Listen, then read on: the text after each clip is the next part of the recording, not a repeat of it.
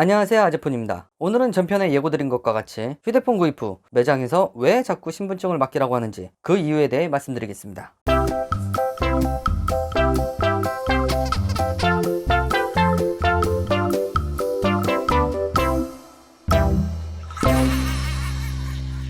여러분, 최근 신도림이나 강변에서 휴대폰 구매하신 분들 서류도 다 쓰고 개통만 하면 되는데, 판매사가 고객님, 개통은 이따 아니면 내일 되실 거고요, 신분증은 맡겨주셔야 해요 라는 말 들어보신 적 있을 겁니다. 신도림, 강변, 테크노마트에선 이젠 당연시 됐고요, 최근 외부 일반 판매점에서도 신분증 맡겨야 한다는 말을 심심치 않게 듣습니다. 근데 왜 신분증을 맡겨야 하나요? 예전처럼 복사하면 안 되는 건가요? 이 부분에 대해 대충 개통 개념을 말씀드리겠습니다. 요즘 휴대폰 매장 가보시면 신분증 스캐너가 조그맣게 자리 잡고 있습니다. 이 스캐너로 확인할 수 있는 신분증은 주민등록증, 운전면허증, 복지카드 등이 있는데요, 이 신분증 전용 스캐너에 신분증을 인식시켜야 개통 요청을 넣을 수 있습니다. 서류는 서류대로 스캔하고 신분증은 신분증 전용 스캐너에 스캔을 해서 개통 요청 접수를 해야 하는 겁니다. 그럼 여권을 가져가면 되는 거 아니냐 하시는 분들, 이젠 통신사에서 여권 사용은 안 됩니다. 단, 주민등록증 분실 시 발급받는 임시신분증 있잖아요, 이건 유일하게 신분증 스캐너가 아닌 일반 스캐너에서 사용합니다. 일단 신분증이 필요한 이유는 대략 이렇습니다. 그렇다면 신분증을 가져갔을 때 바로 개통해주면 되는 거 아니냐, 왜 맡기라 하냐 궁금해지시죠? 그 이유는 통신사의 안정화 정책 때문입니다. 통신사별 이 정책 불리는 이름이 많은데요, 쉽게 말해 통상적으로 안정화라 합니다. 안정화가 뭐냐고요? 제가 사기 방지편에 말씀드린 내용인데, 판매점은 통신사와 위탁 계약이라 말씀드렸습니다. 예를 들어 우리 통신사 갤럭시 S20 번호 이동 8만원 이상 요금제 시 리베이트 60만원 줄게, 이런 식입니다. 그걸 단가라 하며 휴대폰 매장에서 상담받을 때 판매사가 핸드폰을 계속 보는 것도 단가표를 보기 위해서입니다. 근데 이렇게 단가만 있으면 편하게 개통하면 되는데, 안정화 정책이란 것도 같이 나옵니다. 현 시간 갤럭시 S20 판매 시 마이너스 40만원, 이런 식입니다. 이해 안 되시죠? 정책을 60만원을 주는데 왜 40만원을 마이너스 하냐고요? 이는 각 통신사의 판매량 조절을 위해서입니다. 더 어려워지시죠? 아니, 가입자 많이 유치하면 좋은데 왜 판매량을 조절하냐고요? 여기서 더 위로 올라가 보면 방통위 때문입니다. 현재 통신사들을 타이트하게 관리하고 있는 기관이죠. 얼마 전에도 통신사들 역대급 과징금 때려맞았습니다. 맞습니다. 방통위에서 내린 과징금입니다.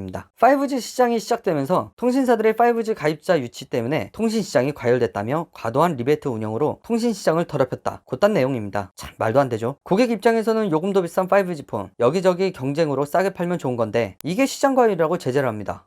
아니, 누굴 위한 걸까요? 일단 다시 본 내용으로 들어와서, 방통위에서는 1단위, 주단위, 월단위로 각 통신사 고객이 증가했는지 감소했는지 관리를 합니다. 그래서 증가했다 싶으면 경고와, 이게 누적이 되면 과징금을 해당 통신사로 내립니다. 그래서 안정화는 하루 개통량을 통신사에서 조절하기 위한 장치라고 생각하시면 좋을 것 같습니다. 시간대별로 접수된 개통대기 건을 파악해서 저녁 늦게라든지 오후 시간대 또는 다음날 아침, 이런 식으로 안정화를 종료해줍니다. 그 안정화 종료 타이밍 때 판매처에서 접수를 하고 개통을 해야 하기 때문에 신분증을 맡기라고 하는 겁니다. 핸드폰 개통하기 참 어렵죠? 그럼 신분증 스캐너에 미리 접수를 해놓으면 되는 거 아니냐, 그랬다가 나중에 풀리면 그걸로 개통해주면 되는 거 아니냐, 이렇게 말씀하실 수 있는데요, 우리 통신사들 그걸 봐주지 않죠. 접수 후 2시간이 지나면 이를 가지고 페널티를 물립니다. 일단 판매처 입장에선 지금 당장 개통하면 안정화라는 것 때문에 몇십만원 차감이 내려오니 일단 신분증 받아놓고 안정화가 풀리면 그때 개통을 하는 거죠. 고객 입장에서도 그래야 정상적으로 지원을 받을 수 있는 거고요. 근데 이로 인해 피해 사례도 있습니다. 우리 악덕 폰파리들 같은 경우 고객에게 신분증을 맡기라 하고 신분증을 받아놓고 하루, 이틀, 열흘, 보름이 지나도록 개통을 안 해줍니다. 이는 정책이 좋을 때까지 기다리는 겁니다. 당장 있지도 않은 정책 거짓말로 팔아놓고 그 정책 나올 때까지, 또는 본인들이 마진 많이 남는 날까지 기다리는 겁니다. 그럼 고객은 휴대폰은 받았는데 개통은 안 되고, 신분증은 며칠째 못 받아 불안하고, 취소해달라니 취소는 안 해주고, 아주 모 같은 상황에 처해지는 겁니다. 그때도 제가 사기 대응편에 말씀드린 대로 신분증 분실 신고하세요.